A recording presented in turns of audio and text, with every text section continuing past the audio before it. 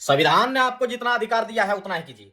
संविधान ने आपको अधिकार दिया है, धर्म अपने इच्छा से स्वीकार कर सकते हैं, अपना धर्म का प्रचार कर सकते हैं, लेकिन संविधान ने आपको अधिकार नहीं दिया है कि किसी का धर्म का आप अपमान करें, मारांग गुरु को शैतान बोल दें, उनके आदिवासियों के पूजा स्थलों को आप गलत गलत टिप्पणियां करें। यह अधिकार आपको किसी ने नहीं दिया है, ना संविधान ने दिया है, ना किसी ने आपको यह अधिकार दे रखा है। अगर इस तरह का बयानबाजी कीजिएगा तो आप लोग ना झारखंड में रह सकिएगा, ना ही भारत में रह सकिएगा।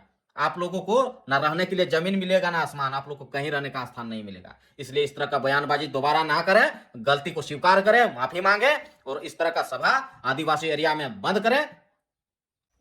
साथियों, हमारे लोगों को इतनी समझ नहीं है कि यानी बोलने सीख गए तो कुछ भी बोलेंगे। संविधान ने उसको बोलने की आजादी है तो कुछ भी बोलेंगे, लेकिन संविधान में आपके दायरे को सीमित किया गया है ना। आपको जो धर्म पसंद है वो धर्म को आप स्वीकार कीजिए, आप अपना धर्म का प्रचार कीजिए। ये आपको संविधान आजादी देती है, ये आपका आजादी है, आपका अधिकार है, आप कीजिए, आपको कोई नहीं रोक रहा है। लेकिन आप दूसरे के धर्मों को क्यों, उनकी आस्था पर क्यों चोट कर रहे हैं? आप एक चीज को समझिए, कल तक आपने उसी जाहिर थान को पूजा किया, उसी मरांग गुरु, उसी जाहिर आयु को पूजा किया, और आज आप उनको शैतान बोल रहे हैं। तो आप तो बहुत बड़ा गैर संवैधानिक काम कर रहे हैं।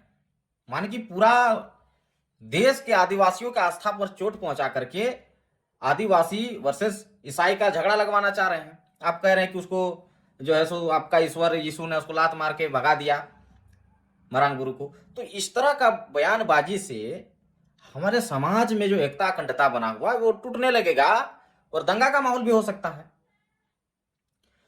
तो हमारे लोगों को समझ होना चाहिए, आपको बोलने का आजादी है तो क्या बोलने का आजादी है वो भी तो आपको जानकारी होना चाहिए। आप लगातार लोगों को धर्मांतरित कर रहे हैं, कोई नहीं बोल रहा है आपको, लेकिन आप उनके आराध्य देव को शैतान बोलिएगा, उनके पूजा स्थलों पर गलत टिप्पणी कीजिएगा तो आपको कौन बर्दाश्त करेगा? और इस तरह का लगातार हो रहा है तो हमारे प्रशासन को भी इन लोगों के ऊपर में कड़ा एक्शन लेना चाहिए, ताकि ये लोग अनर्गल बयानबाजी जो करते हैं, जो समाज में झगड़ा लगवाने का जो काम कर रहे हैं, ये लोग समाज को अस्थिर कर रहे हैं, दंगा भड़काने जैसे बयान दे रहे हैं, तो इन लोगों पर अगर सख्ती से कार्रवाई नहीं होगा तब तो जो जिस समाज के विरोध में वो बयानबाजी कर रहा है वो समाज तो लाठी डंडा लेके उतर पे करेगा। तो फिर वही दंगा हो जाएगा, अशांति फैलेगी। तो इनसे ऐसे लोगों को चुन चुन करके कड़ी कार्रवाई, इसको अंदर कीजिए भाई, इसको जेल में डालिए, ताकि और लोग इस तरह का बयान करने से डरे और आगे से इस तरह का बयानबाजी ना हो। देश में संविधान सबको अधिकार देता है, लेकिन इसका मतलब ये नहीं कि इसका हम गलत यूज करें। हमारे आदिवासी समाज के उनकी संस्कृति सभ्यता को लगातार मिटाया जा रहा है, सिर्फ ईसाइयों के द्वारा ही नहीं, इसमें कई सारे धर्म के लोग हैं। और ये एक उनका कोई पास्टर था, वो एक बात बोल रहा था कि धर्म जो है ये पर्सनल मामला है, तो अगर धर्म पर्सनल मामला है तो इसका प्रचार क्यों करते हैं? और धर्म यदि पर्सनल मामला है तो आप चंगाई सभा क्यों लगाते हैं, पाखंडवाद क्यों करते हैं? क्या ऐसा कभी हुआ है कि किसी के छू देने से या फूंक देने से बीमार ठीक होता है? ये कभी संभव नहीं है।